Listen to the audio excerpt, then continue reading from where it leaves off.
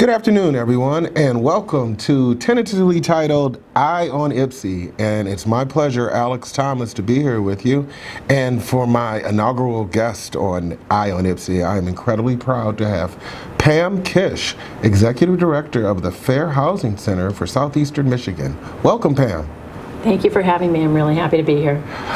Ladies and gentlemen, I asked Pam here today because housing is such a pressing issue here in Washtenaw County, Ypsilanti, but specifically within the housing discussion, I wanted to focus on discrimination, and I am so fortunate to have Pam Kisch, the Executive Director, here to talk about that and tell us about the Fair Housing Center and exactly what they do. But before I hear that, I'd like to ask Pam just to tell us a little bit about herself. Are you from Michigan, Pam? I am. I grew up in East Lansing. I came to Ann Arbor to go to college when I was about 18 years old, and I never left.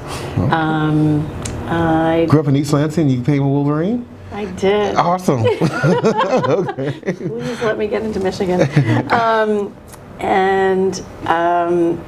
I have a degree in social work, community organizations, and when I was in social work school, I had the opportunity to meet the people, to work on a fair housing project as an internship. And then I met the folks at the Fair Housing Center in Metropolitan Detroit. Cliff Schrupp was the director, and he really mentored me and helped us in the community, along with the NAACP of Ypsilanti Willow Run and the NAACP of Ann Arbor and some other organizations, to start a fair housing center in Washtenaw County. And we were able to open the organization in about 1992.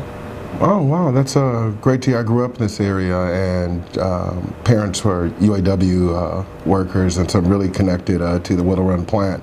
And just hearing about some advocacy around that in the NAACP, another day. I hope to have you hear about that. Absolutely. So, did you work primarily in fair housing up until becoming the executive director of the Fair Housing?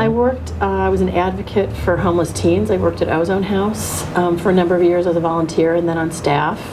When I was a student at Michigan, I worked on sexual assault issues, did a lot of sexual assault education, and I worked with a group called UCAR, United Coalition Against Racism, when I was in grad school.